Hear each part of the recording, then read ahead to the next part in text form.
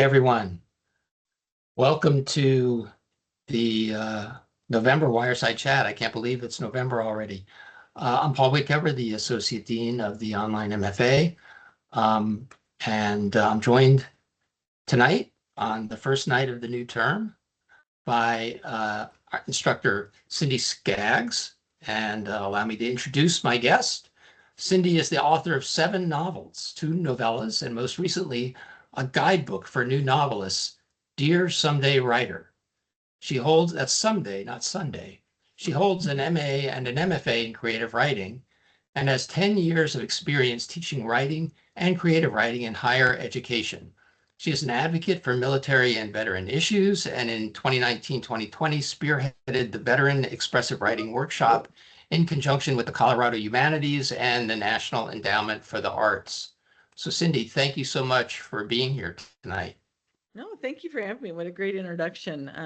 I'm excited. I think we're all in a place where we're trying to balance writing and life, and these kind of conversations help us, not feel so alone in that process. Amen. Normally, I like to chat a bit before I go into the chat, but there's something in the chat, a great question from Dow, or a series of questions. So I want to, I'm just going to go to that, and then we'll pull out and just talk amongst ourselves for a minute. Okay. So Dow says, your work with veterans is inspiring. I'm interested in working similarly with seniors in retirement homes. What tips do you have for someone wanting to initiate a writing program for a specific community? First steps, must-dos, things to avoid. Oh man, I really lucked into it. First of all, I'm military. I live in my hometown. Like after I left the military, I came back, and we have 5 bases. So I sort of have a network of military people that help me get started in this. I would say the biggest thing is to be open to opportunities and not prejudge something. Just talking, I've always felt that when you teach a writing workshop, the people who need to be there to hear what you have to say, they'll be there. And if that's just one person and that's one senior that you reach, you did your job for the day. And so never underestimate something, never feel like something wasn't good enough. You reach the people who were there. As far as like things to do, just know your community, know their needs, and be willing to put yourself out in uncomfortable situations that may not be exactly what you're looking for. You're building the network to do those things. Working with seniors would be great. Most of them have a story they want to tell, and they don't know where to start. So you going in there is where that they can start, and they are hungry for the information. They have stories that will make you laugh and cry. So I just say reach out to as many people as you can in that space until you get a yes. And once you get the one yes, then you have the reputation that you can build on and maybe do some larger workshops or things that that are more like what you're hoping to do. And don't forget that you'll have your MFA, and that's a credential that would be very useful in opening those kinds of doors, I would imagine. Yeah. I think I got really lucky. The Colorado Humanities reached out to me because I've done a lot of research into fear and trauma. And so my research interests sort of balanced what they were looking for, and never underestimate, like have a really strong LinkedIn, because that's where they contacted me, like be all over the place. So is fear and trauma, is that something, I'm assuming that is something that came about through or is related to your military experience? Is that something also that's present in your writing, in your fiction? Oh, so much so. So the fear kind of came out of, I always thought that I was afraid to write. Because that's why Dear Someday Writer, because we all think we're going to write someday. Yeah. And I thought it was fear. So I studied all the different types of writer's block and their relationship to fear. And then discovered it wasn't fear so much as being ADHD that got in my way. But I am fascinated by it. And I think where I really started to see the need for this kind of thing was when I was teaching composition. We get a lot of military people that come through, like they're using their GI Bill to get their degree, and they would write and they would tell me their story. And I realized how they just needed to be heard. And so people overshare in their composition essays all the time. Yeah. And I wanted to do something that was an intentional thing that we could do and effectively. Like one of the things with trauma writing or expressive writing is repeating the cycle 4 times. And so those are the kind of things that I learned by studying fear, by studying trauma, and figuring out, even fiction writers who show trauma in their books will sometimes mimic these exact same cycles that we need to do, where a character experiences it and then re-experiences it. And so I do have. I'm sorry, can you talk about that just a little bit more? Yeah. Not to sidetrack you, but I'm very interested in that, like the repeating something 4 times. What does that mean? So the research was started by Dr. James Panabaker, and he did this. Basically, it's 4 cycles, and the first time you view it from how it feels, and then you move to, I'm trying to think of what in the moment, what happened, how other people might experience it, and then sort of trying to make a whole picture. Because when we experience trauma, we do not experience a linear event. I learned when I did my first MA, I learned from a neuroscientist that when we experience trauma, your brain protects you and it doesn't tell you the whole story because it's more than you can handle. So it gives you pieces. And so part of expressive writing, every time you write it, you are learning a different aspect of it and sort of realigning the events. And so after 4 times, they've done studies where it links to less depression, less suicidal ideation. Like there's so many whole person benefits from writing these things. You can do something similar with journaling, but the idea is that that process of 4 kind of completes the cycle and helps you. um, It's like you're reintegrating all of the things that you were never able to integrate in the first place. exactly. That's Exactly. fascinating. Yeah, and so like when I was in Ireland, we studied Guests of a Nation by Frank O'Connor. And I didn't find out till years later, he wrote that story 4 times. Like he has 4 publicly different versions out there. And I think he was processing his own trauma while he wrote this. Mm-hmm. So it's interesting to think about the not just the processing of trauma specifically, but any sort of therapeutic, I don't know, project that's related to writing. I mean, certainly the work that the writing workshops that a writing workshop that you do with students in an MFA program, there may be some processing of trauma involved, hopefully not inflicted by the program, but there may Yeah.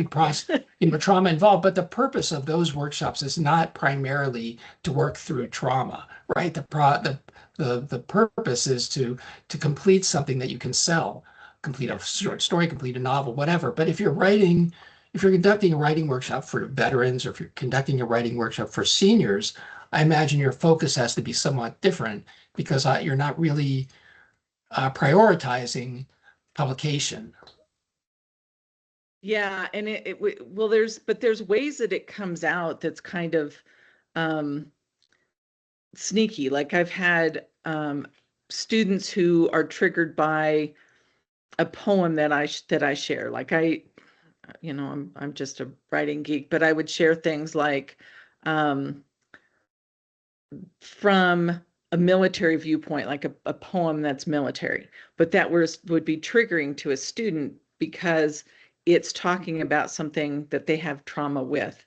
Hmm. So it's just being aware that just because we don't know somebody's trauma doesn't mean it's not going to show up in the classroom, in the workshop. And sort of like I was fortunate when I did the expressive writing for veterans, we were in a building with counselors, so they had somewhere to go. But if you're in a writing workshop where it comes up, I think you can't just ignore it because Right, then that complicates the trauma, I think. right. I think most of the time writers need to get that out and then they can fictionalize it or throw it away or burn it or do whatever they do, but they have to write through it Mhm. rather than stopping in the middle of it, I think. So, and I don't mean to like fasten upon this topic, but I do find it very interesting. So, what about your role as a workshop facilitator? Is if you're in a workshop in this MFA, for example, and you encounter something like that, where something has inadvertently triggered a student, um, how does a writer? I mean, you're not a most writers are not trained therapists. Right. But even though they're, teaching a writing workshop, how are they supposed to deal with something like that? I think first of all, you have to acknowledge it. Like ignoring it, it's like anything else. If somebody tells you they're bleeding and you just look the other way, like that's also not being a good human. Um, so I like for me, I've been fortunate where I can work one-on-one. I think if you're online, you can certainly deal with it one-on-one, but I've been fortunate where I could just take this individual aside and have a conversation. It's like I'm teaching the sort of how to create engagement in online education. And one of the things I talk about is being a whole student teacher. And that means recognizing that people have this in their background and not ignoring that element of who they are, because that's sort of denying who they are. A great example, which is unfortunate, is that a lot of times in a composition class, somebody will tell me something really bad happened to them, but they'll do it in writing.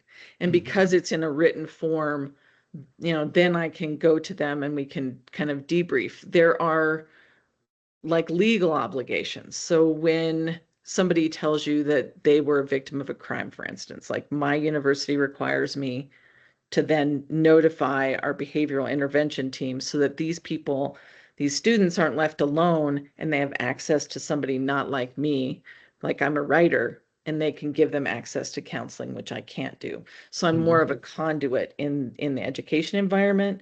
Whereas if I'm working with veterans, I usually have a counselor or somebody else there who is Right, licensed to handle those things. right. And I'm sure that, the more experience that you get in those situations, the better able you are to recognize when they're arising and then handle them. Yeah.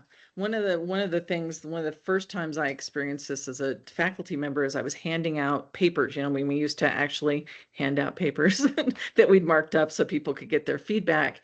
And I slid the paper to one of my students who was prior military, and he jumped out of his skin. And he told me later, like, I came at him from behind, he didn't see me. Mm. And because of his military experience, like that, he shut down for the rest of the class. And so Yeah. those little things are activities or things that we can learn from.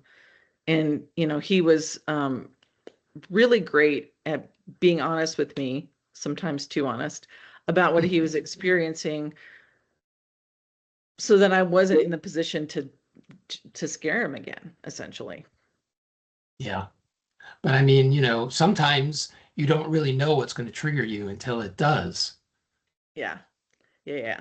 And that's, and really just as individual writers, that's when we turn to the page. Like it probably doesn't surprise anybody in here. I've kind of seen in the chat, like we all know that writing is healing. We all turn to it when we're upset, and either we're creating fiction or we're journaling or we're trying to find the silver lining in an event. But our natural instinct is usually to turn to writing.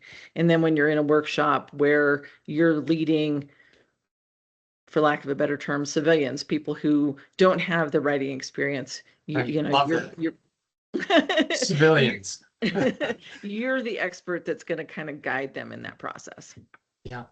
So, can you talk a little bit about your personal writing journey? And I don't mean in the sense of like sharing a trauma with us or anything, but like, how did you end up, what started you down the path that led to where you are today, I guess, as a writer and an instructor?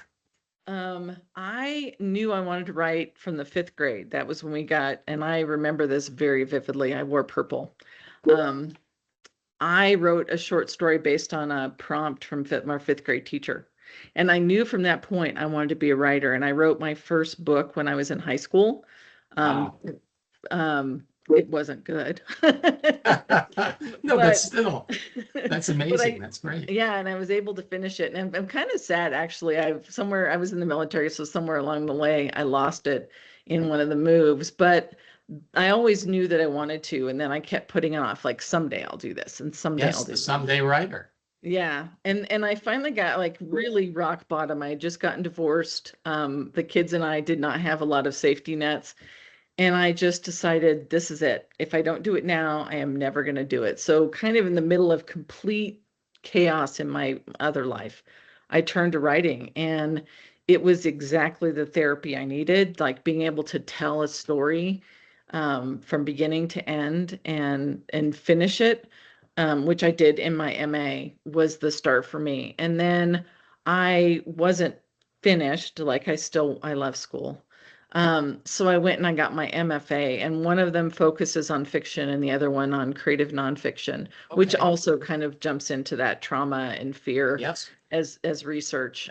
Because I think you have to, if you're writing memoir, you have to learn how to deal with it. Otherwise, you're just living in your own trauma for far too long. And so that's kind of how I got that. Teaching was a whole different aspect. I didn't know I wanted to teach. We talked a little bit beforehand. You said your mom was an English teacher. My mom wanted to be an English teacher. And because of that, I was like, oh, I don't want to do that. I don't want to be like my mother. Um, but I had taken it. I thought, well, this is my backup in case writing doesn't make me $1 million. It did not. So I thought I would teach. And what happened was I fell in love with teaching. I love talking about writing. I love to help people who are just starting out. There is so much joy. We're one of the few industries that is so openly sharing and willing to help other writers. Like in any other industry, there's some gatekeeping. There's, ooh, I don't want this person to, surpass me. There's sort of knowledge that's kind of siloed, but writers love to talk about writing.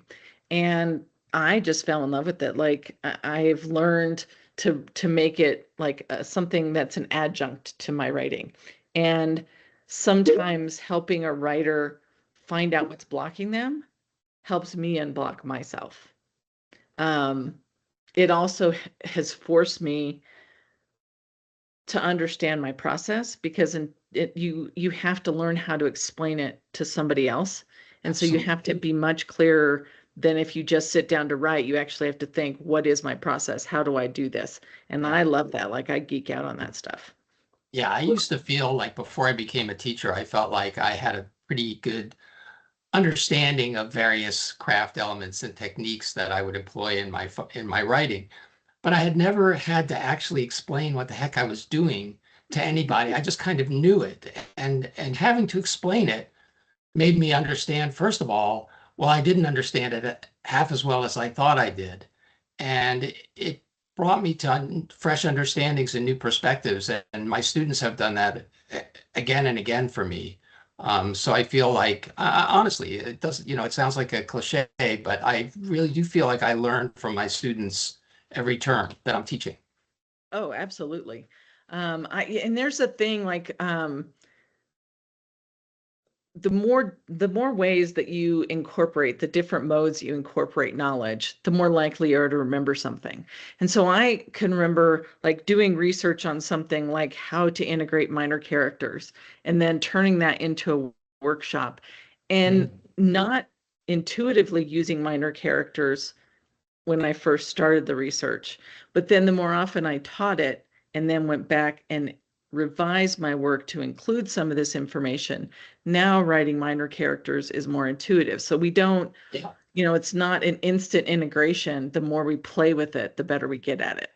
Yeah. And I think that can be that kind of learning curve that you're describing there is one that I think writers at a certain stage, like in an MFA program, can find discouraging, right? Because you feel like you have to keep so much in your mind. You have to be aware of so much that's new to you about the craft of writing that in a way you feel like, well, I'm losing some spontaneity. It's all becoming very forced and rough, and it's not. it's not flowing anymore the way that it once did when I was writing more intuitively, but perhaps not as intentionally. Um, but I don't know if I feel like if, like you say, if you stick with it, then it circles back around, you absorb it, and it does become more intuitive. So Yeah, and I you have to yeah, just kind of wait it out. yeah, and you have to like it's accepting that you're not perfect now, but even being able to recognize, ooh, here's a minor character that I could use as a foil for my main character. Yeah. Like you don't have to intuitively write that way, but in revisions, you can look at it and think about it in a logical perspective and go, ooh, that thing I learned, I can do that. Mhm. So tell us a little bit about like what's your writing process, including your revision process? How much is there of the novel in the first draft, and how much comes into play in the revisions that you do? Wow, that's evolved over time. So my first book I wrote 100% by the seat of my pants. I was doing it as part of my MA, but it was let I have way less guidance than students at SNHU do. And I I threw it into the slush pile. I knew who I wanted to publish with, and I just like it was like a year-long process before it was accepted. And then there were disruptions as they always are. Yeah. Um, But and still, I that's kind of amazing. So your thesis novel, your first novel, was aside from the novel that you wrote in yeah. high school, was was published. And what was that novel? So that What was was it? Untouchable. Okay. And that one's interesting for me. Like it's so raw. I like to think I'm a better writer now, but there are things in there that are like real life things, like things Yeah. that things that were said or things that I heard or things that happened show up in it. And it's set, that whole series is set in Colorado where I live. And it was a learning book, and I feel blessed that it did get picked out of the slush pile. But my problem was I didn't have a sense of plotting. I had to kind of learn it. And so I could have sold that book. That's a trilogy plus a novella, ultimately, is what that series was. And I was a pantser and I didn't know how to outline. So I literally wrote both books of the next two books because I didn't want to have to write a synopsis, and I didn't have a plan. Like I didn't plot, so I just like, well, let's find out what happens. Right. Um, and I did eventually sell them, but it cost me time by quite a bit because I was too afraid of having a synopsis and an outline. Um, What were you it afraid of cost. that would lock you into something that you might want to depart from? Yeah, like I love the discovery process. It's one of my favorite parts of writing, and I was afraid that I would lose that joy. What I learned afterwards is it's hard to maintain 100% discovery writer in the publishing marketplace that we live in. Because Right. even after I finished that's the funny thing is I didn't want to have to write a synopsis. And even though I had a publisher, even though they were going to publish those two books, I still had to write synopses for Yeah. them. Yeah. You can't get out of it. So People I wish we had studied that for sure. So It's now, funny though the lengths that writers will go to avoid writing synopses. They'll write an entire novel to avoid having to write a synopsis of that novel. yeah, yeah, yeah, no, and we'll do a lot to avoid. Like I will clean my house before I will write sometimes. So Um, how do you learn to outline then? Especially if you're like a natural pantser, how do you train yourself to outline? so then I'm like, I made a study of it. I can, part of having ADHD is hyper focus. So I just hyper focused on plot and studied a bunch of different methods, figured out which one was most conducive to who I am. I made my children in the fifth grade, they were homeschooled at the time. I made them learn the hero's journey so that I could also kind of go along with them. Right? And so now I have a much better intuitive sense for the hero's journey. But I go into it now knowing my main beats. Like I know what the first turning point is going to be. I know what the climax is going to be. I know the ending. And I'm to the point where I can't write the book until I know how it ends. Yeah.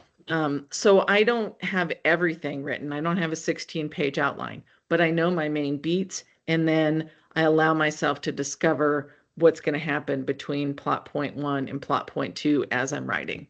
Yep. So, and I mean, in a way, you're kind of still giving yourself the freedom to discover what's going on in your book, but giving yourself also some benchmarks, I guess, or guidelines, signposts. Yeah. And then I tend to, when I'm writing, I write fast and I reread everything that I wrote the day before. Yep. And that's my introduction to the next day's writing. And so I'm doing minor edits along the way so that I I have do that less too. edits on the other Yep. side. Yep. And I think that's the trade-off, is if you just discover, you are going to edit more on the other end because you don't know what your story is until it's finished. Yeah. And so you just accept that you're going to have more revision. And then those who have the outline in the beginning have left revision on the other side, but they spend more time in the planning phase. So it probably balances out time-wise.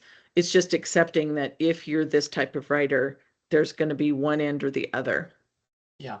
I agree with you. I mean, I don't feel like you can tell if you read a novel. I don't think you could tell whether it was plotted beforehand or kind of its order was imposed, during the revision process by a desperate writer. Um, at least I hope not, because that's how all my books are written. Um, So you prefer the discovery as well.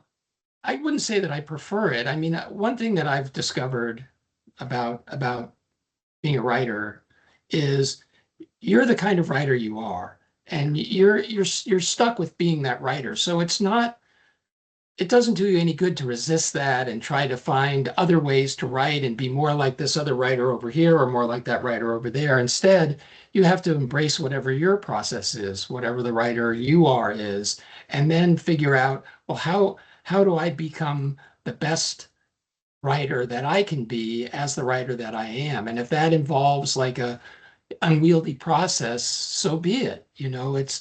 I'm very envious of people that can produce, detailed outlines that streamline the process and cut down on the writing time. I haven't been able to figure out how to do that yet.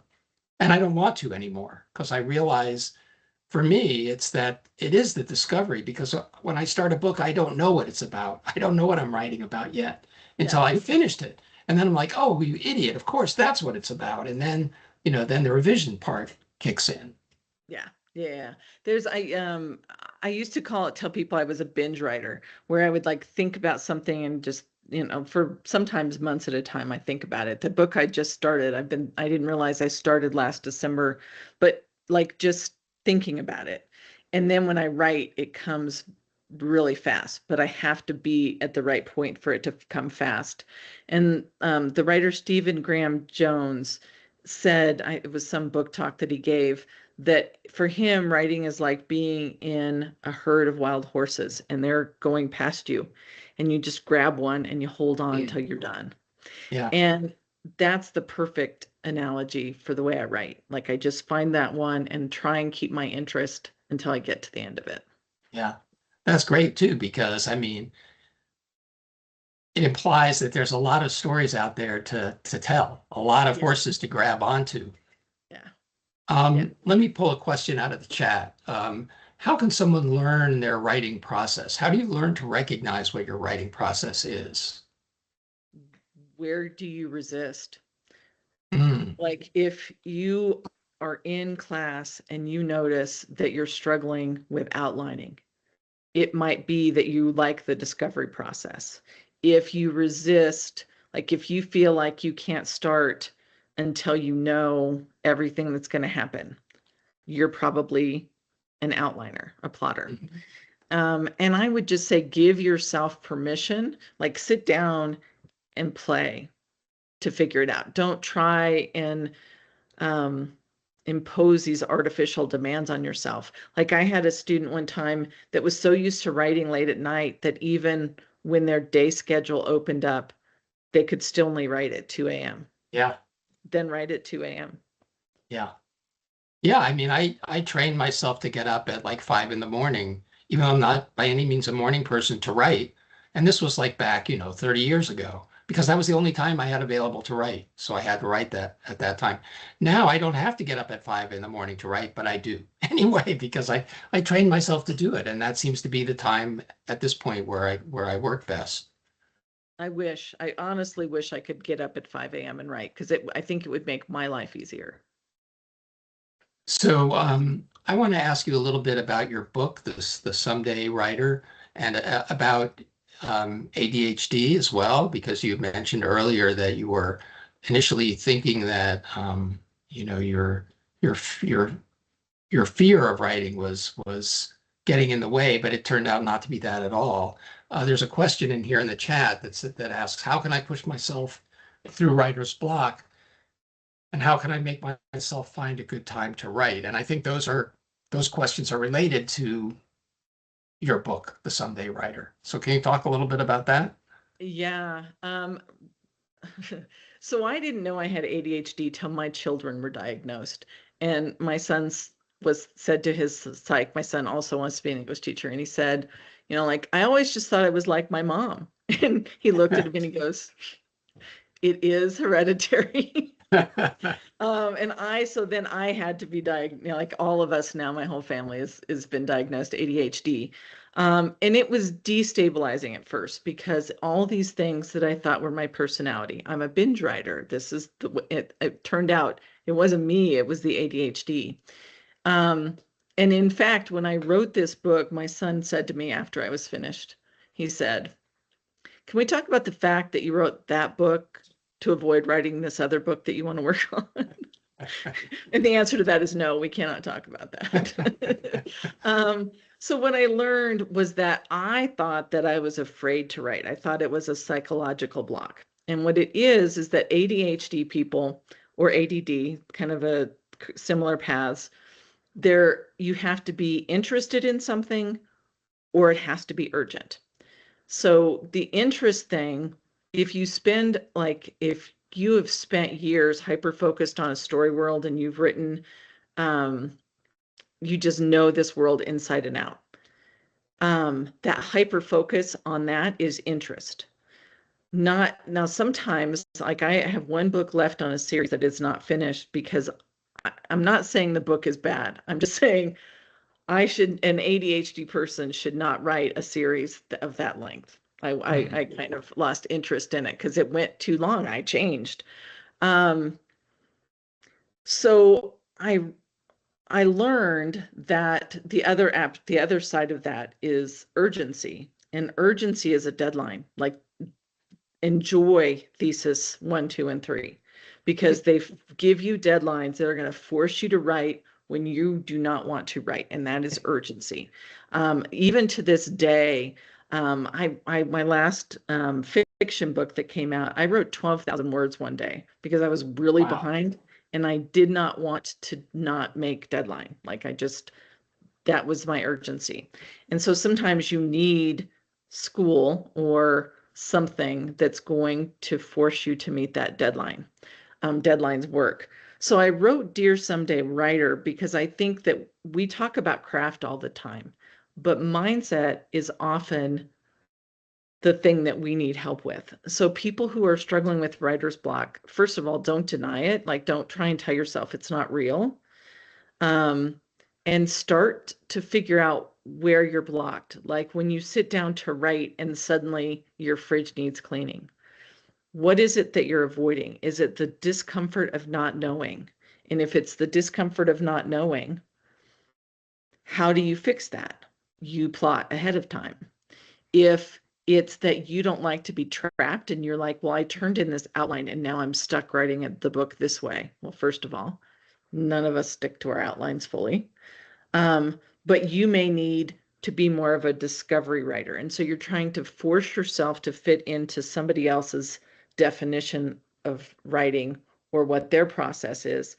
And what you really need to do is figure out, where are you happiest writing? What genre, what form, and how much guidance do you want yourself to have? Do you need complete freedom, which unfortunately, you have to have an outline in the program that's required? But within that outline, where can you find that freedom so that you still are meeting the needs of your creativity? That will help you in that process. So lean into your strengths. If you love the world building and your first draft has a lot of your world and you need to go back in and layer in some of the internal elements, that's what revisions are for. Chase the thing that you love. You can fix everything else in revision. How do you know in the revision process what still needs work? Well, yeah, that's the age-old question. It's always easier to see it in somebody else's work. So I do think it, and I still do this. I still have writing groups that I belong in. Like having a writing community that you can turn your work in and to somebody and say what's working, what's not working. Beta readers, critique partners, writing group. Like stay in community with other writers because they can help you see what you don't see. There are some things, like when you start seeing big chunks of white space because you just started writing the entire thing in dialogue. That's a sign that needs to be revised. When you see huge blocks of text where you've gone 5 pages talking about your story world, you're info dumping and you need to back off from that. So some of those become obvious, like just looking at the page and seeing sort of what patterns you're seeing. Mhm. And sometimes you really need another set of eyes on your work. And like use workshop. I cannot express that enough in this program. Workshop is your best friend.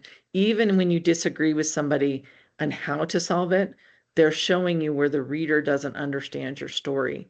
And that's your opportunity to write it for the reader.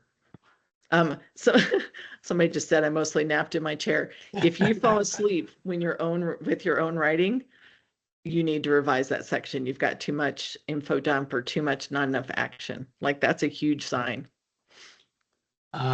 Here's another great question, and this is bringing up a topic I wanted to address, so I'm just going to ask it out of the chat. What are your thoughts on self-publishing or hybrid publishing? Because I know you are a hybrid writer now. Yeah. I fully believe in it. I needed, and this is individual writer, I needed because I had so much angst about writing that I built over decades. I needed somebody in the industry to look at my work and say, yes, this is publishing quality. I did not have the confidence to go into it being an indie publisher right away. If you do, go for it.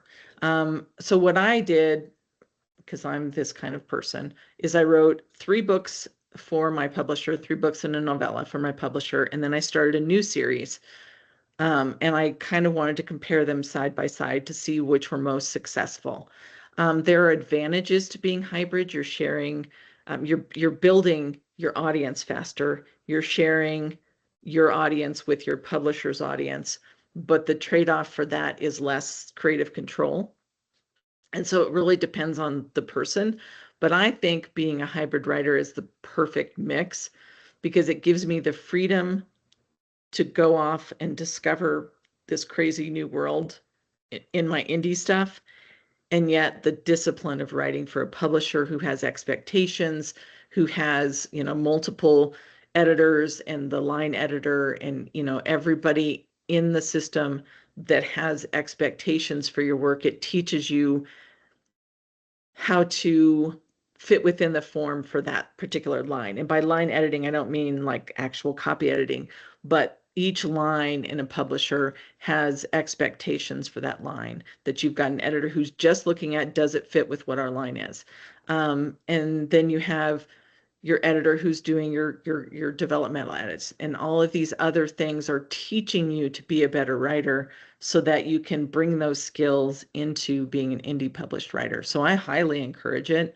I don't know if this is true for everyone, but for me, I make more money on what I indie publish, but it costs me more because I'm paying the editors and the cover designer and all of those on my own. So it's really what you need as a writer and what you're willing to trade.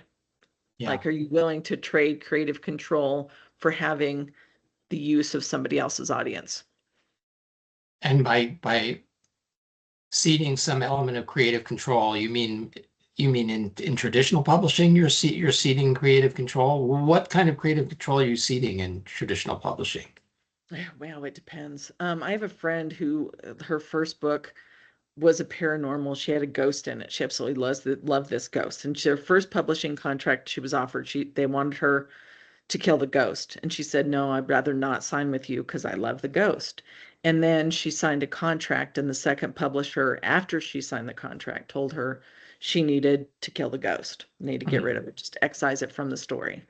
And it broke her heart. But at that point, she was under contract. And so she Right. had less creative control. I've had to Wow. change character names. I changed the ending of that first book in a way that I completely disagreed with. Um, because my editor lived in Australia and she did not understand why an FBI agent had a gun, and she thought that he would not be heroic if he killed the bad guy. And Hmm. so I had to not have him kill the bad guy. And I thought, well, that's kind of what FBI guys do. Yeah. They shouldn't maybe kill them, they should arrest them. I'm just saying Right. there was a complete cultural misunderstanding. Right. And it was my first book, first contract. I did not have creative control that I Yeah. could just say, no, I'm not going to do that. Yeah. Wow. Well, that's unfortunate. I'm sorry to hear that. I mean, I guess I want to assure listeners that all traditional publishing isn't like that, that you're not going to be forced to make those kinds of drastic changes. Although usually in traditional publishing, if something of that nature, like something as significant as like killing a significant character in the book, is something that the publisher wants to do, they'll approach you about it beforehand, right? Before you sign the contract. To not do that is kind of shifty and underhanded, in my opinion. Yeah. That was very unfortunate. Yeah. Um, so let me pull some questions out of the chat here, because there's quite a few. Um, Here's one. I'm not quite sure. I'm just going to read it. Can you publish your own book for free? I do have a publisher right now, but I just want to know which will be more successful. Well, if you already have a publisher, do a one for one swap and see. Um, can you do it for free? Yes. Should you do it for free is another question. Yeah. Every writer is better after editing, and that's Stephen King, James Patterson, Margaret Atwood. Everybody does better with an editor. And so that's the bulk of what you're paying for. Yeah. There's things that you can do with cover design or with formatting your book, but I personally don't think you should publish a book that hasn't been edited. Yeah. And by uh, edited, do you mean like a developmental editor, a line editor, a copy editor, all of the above? All of the above. Okay.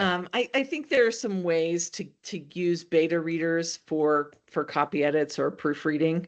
Um, but developmentally, I just don't think we can see our own errors. Yeah. Like we need another set of eyes who understand our genre. Like my editor specializes in just romance novels. I have given her other things that I do just to get her viewpoint, but that's not her specialty. A developmental editor understands the industry, they understand the expectations of your readership, and they are really, really good at finding plot holes. And those are things that we often don't see in our own work because we know the perfect idea that was in our head and we think it's on the page. And until you have a developmental editor look at it, you often don't know what you missed. Yeah. Let me pull out another question here. Um, I have a children's picture book manuscript written, but I do not know how to get into Scholastic. Can you please give me any advice? And I wish I could give this person advice, but I'm not an expert on children's books, so I really would not know how to do that. What about you? Do you have any? I am in the same boat. I have another student who is writing a children's picture book, and I don't even understand how to find an illustrator, let alone get representation on that. I mean, the Society of Children's Book Illustrators and Artists is a good place to start. They have a lot of resources. So that's what I recommend that you start there and see what you can find. I wish you the best of luck. I mean, that's a tough field to break into, I think. Yeah, yeah. Another question: how do you go about finding editors for self-publishing? I got really lucky. When I first published, so I live in Colorado Springs. Pikes Peak Writers is a large conference. Pikes Peak Writers do a conference every year that's actually known nationwide. And I was fortunate that my publisher came. That was the first time I met my publisher, and I met other writers in the local area who published with them. And they already had connections for editors. Um, Word of mouth is the absolute best way to find a good editor. I Not all editors are the same, and like as you go through the program, you'll have an opportunity to learn about editing as like a teaching track or an edit, a publishing track, and learn some things about editors. I still think word of mouth is best. Paul, do you have other recommendations for that? Yeah, I mean, I threw a website into the chat, the Editorial Freelancers Association. I used to belong to that. I still do some editorial freelance work. Working on a couple projects right now, in fact. But yeah, I have a website. Jane Friedman is kind enough to mention me or recommend me as an editor in her newsletter. So I get a lot of business that way. But so like you say, word of mouth, right? Um, that I feel like that's really the best way to do it. Weirdly enough, just I still don't even understand how this happened, but you know, I've been reading about all of these scams that are happening lately, where writers get these emails from agents out of the blue, offering them business opportunities and so on and so forth. I received an email from an agent in the UK like a month ago, and I just blew it off. Well, I finally been hit by one of those scams, and then they emailed me again, and then they emailed me again, and I followed up, and it was completely legit. They wanted me to help with a project that they were working on. So now I'm working with an agent in the UK, and I still don't really know how they got my information. I guess I was afraid to ask. Here's another question. Is imposter syndrome common in the editing field as it is in writing? Are you concerned when you start about not being good at it and getting a bad rap? That's a really great question. Can I just jump in Yeah, really go quick on ahead. that one? Yeah, and it's not just getting a bad rep. It's like hurting someone else's book. You know what I mean? If you're a bad editor, you're going to be giving somebody bad advice, and they're not going to know enough not to take it, and you're going to screw up somebody's book. So there's a real moral responsibility, I think, that goes along with editing. It's not a quick way to make a buck. It's something that you got to do because you care a lot about writing and helping writers uh, bring their work to fruition. Um, I think workshopping can be a real help in editing. It helped me a lot. And other than that, I mean, you gotta get your experience somewhere, but not at the expense of the writers that you're editing. So like, maybe don't charge them at first. I mean, I think you deserve to be paid for your work, but if you're still learning how to do something, maybe not. What do you think, Cindy? Yeah, I think that's a good point, is to become good at critiquing other people's work in probably a collaborative environment first before you go and charge.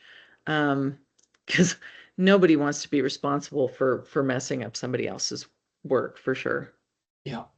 Here's I another one. just Oh, I'm sorry. Go ahead. I just saw this last question and I kind of loved it, which is, do I need perfect grammar Yeah, to write I was books? just going to ask you that. Um, I I may be completely opposite of Paul, so I'm going to let him answer this after, but I don't think so. Like, I can remember the first time I showed my mother my first short story that I ever wrote, her response was, learn how to use commas. And that is really, really painful. I did learn. I taught myself. I got a Grammar for Dummies book when I was in the Air Force. Like I would take it with me in my flight bag and study grammar. If your grammar is marginally incorrect, it could be stylistic. If there are a few grammar errors, copy editors will catch them. But if it seems as if reading your work is a challenge for the reader, then I would say you have to know enough grammar to not make the reader confused.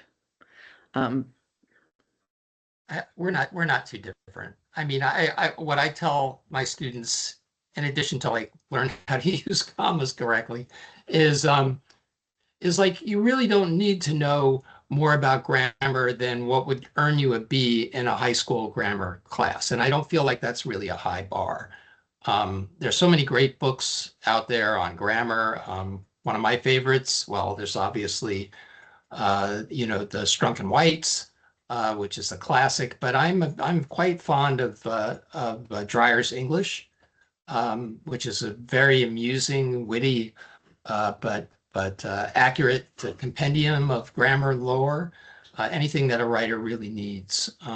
So yeah, I think a certain degree of competence is necessary because if you're submitting your work to an agent and it's replete with grammatical and syntactical errors, well, they're not gonna pick it up, And the same with a reader. If you self-publish, you're just gonna turn them off. And it's a way of demonstrating your commitment to your craft to become adept to a certain degree. You don't have to be, you don't have to become a grammar whiz. You don't have to become the equivalent of a copy editor in order to be a writer.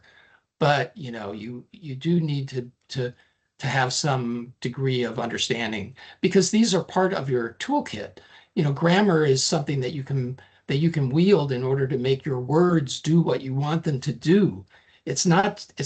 Grammar's not the teacher looking over you with a red pen marking you off. No, the grammar is you learning how to wield the language to make it do what you want it to do on the page. That's why you need to learn grammar. And Yeah. Paula says, I think I only write at a sixth grade level, so my story should be pretty easy to read. And so does Stephen King, by the way. Yeah. Well, Stephen King has certainly, done quite well for himself if he's only writing at a sixth grade level. I think he's capable of writing at many different levels, to be honest with you. Yeah. And Stephen King is an interesting, he's a great example. He is a discovery writer. He does not outline, and he's pretty open about that. If you haven't read his On Writing, it's fascinating both for the biography element or memoir element and how he writes. And then you can look, so he doesn't do any outlining, and James Patterson is like almost half the length of a book. So, we're on a continuum. And the same thing with grammar, I think. Yeah. Let's see. I'm gonna scroll. I know there were some other questions in the chat here that I wanted to get to, but the chat is so active. If they scrolled away from me. Let's see if I can find one here. Da, da, da, da. Oh, here's a good one. I ask a nice, non-controversial question. Since AI is a hot topic, what's your view on it and how much do you use it in your process? Oh, this could be dangerous. It could be. No, I just read SNHU's AI policy and I actually agree with, so Dean Wickover's policy is it should never be used for creative work, which is what publishers are saying. I have mixed feelings about AI. I don't know that we needed it, but we live in a world where it exists. So we have to learn how to be ethical users of it. And my thing is if you want to be a writer, you should want to write. But there are things that AI is really good at. It is, for those of you with ADHD, it is really great at executive function. If you say, I need to do this, and this is the time I have, it's going to come up with a schedule for you.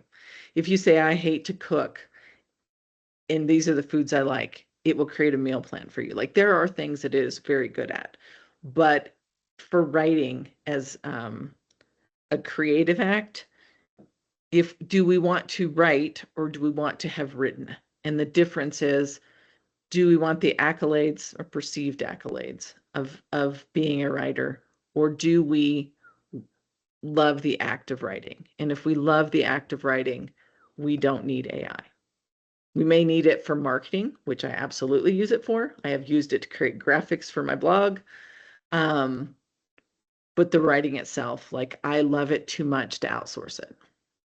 Yeah, and I would only add to that,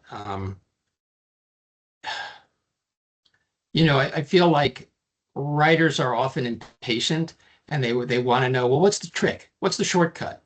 And there is no trick. There is no shortcut. AI is not a way to speed your way towards competence as a writer. It's a way to, to slow you down and push you back, to put competence further out of your reach.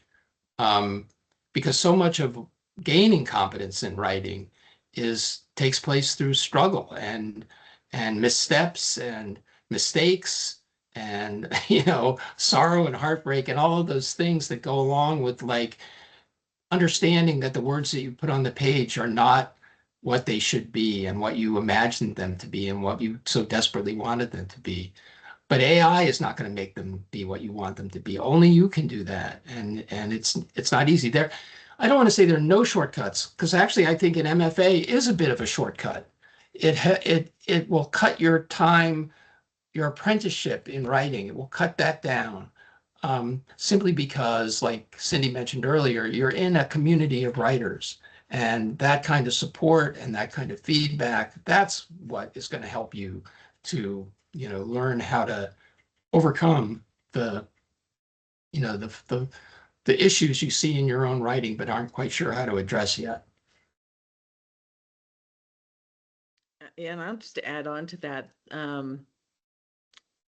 Learning is a challenge because as human beings, we don't like not knowing. We're very uncomfortable in that space. And so we're looking for the shortcut. But the longer you can be uncomfortable with your lack of knowing, the better your learning process, because you're trying and failing, and that's where you learn. And AI skips that, and then you have no skill to show for what it did for you. Yeah. So I guess you could say we're pretty anti-AI, but the other thing, Cindy mentioned this too, and I want to come back to it. Ours is a genre-based program, and this is especially true of genre publishers, but it's really true of all publishers right now. They will not publish anything that is connected in any way to AI, whether you've used it to brainstorm, whether you've used it to outline, or whether you actually used it to write or revise your own work. They will not touch it. And if you use it, you will, I don't know, you'll kind of blackball yourself from future work with them. If it comes out, you can try to hide it and disguise it, but I think it will come out because a trained editor and writer is still pretty good at spotting that kind of thing. So that's my advice, is, like, don't use it for anything in this program. Outside the program, do whatever you want. That's your choice to make. Well, we're coming to the end of our hour. I wanted to thank Cindy so much. This was really great. I feel like we could have gone on for even longer. Yeah. Well, maybe you'll come back and join us again at some point in the future. All right. That would Well, be thank you awesome. for having me. Thank you guys for the great questions and the engagement in the chat. I love that. Yep. And with that, I'll wish everyone good night, and I hope to see you again in a month. See you guys.